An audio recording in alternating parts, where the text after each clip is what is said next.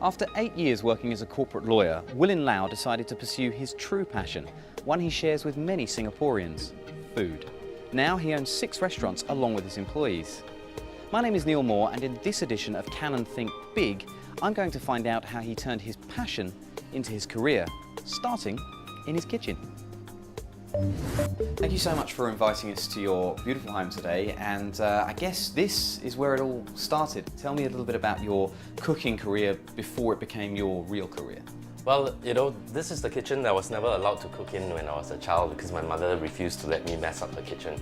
So what happened was when I went to the UK to study, that was the first time I started cooking because the food in the halls of residence was just atrocious, and I've always been a fussy eater. In order to survive, I had no choice but to cook. I see. I hope that's not a comment on British food, by the way. Just the halls of residence, not British food in general.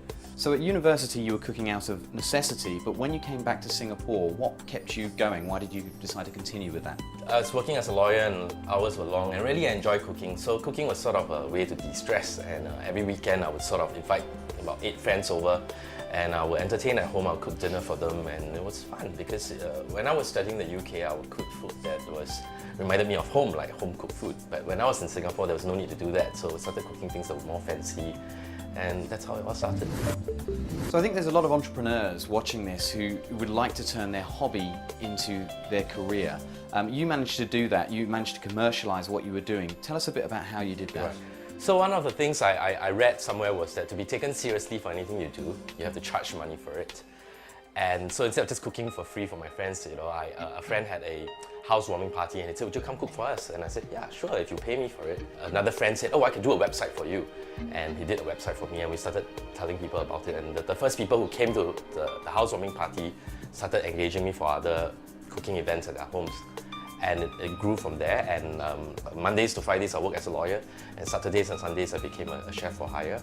And my colleagues were lawyers who would double out as my waitresses. It was a hobby that paid for itself. I obviously couldn't pay the waitresses because they were lawyers. But you always wanted to have your own restaurant. So what did you do next to sort of prepare yourself for that step?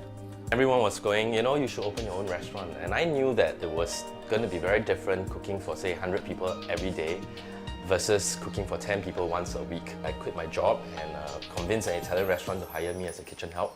I remember one Saturday night, it was crazy service time, chaos everywhere, and in the midst of that, I had a revelation like, wow, I'm enjoying this. This is really cool. It's like I was a different person altogether, and I thought, yeah, I could do this for a living.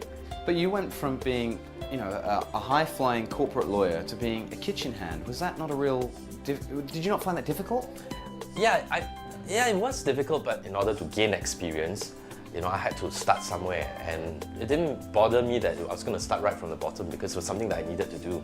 What I'm hearing is that in preparation for your dream of being a restaurateur, first you commercialised your own hobby and put a value on it. Yep. And then you actually took the brave step of going into a kitchen and preparing yourself and gaining the experience necessary to take that next step. Is that right? Yes, absolutely. Excellent. Thank you very much indeed. Thank you.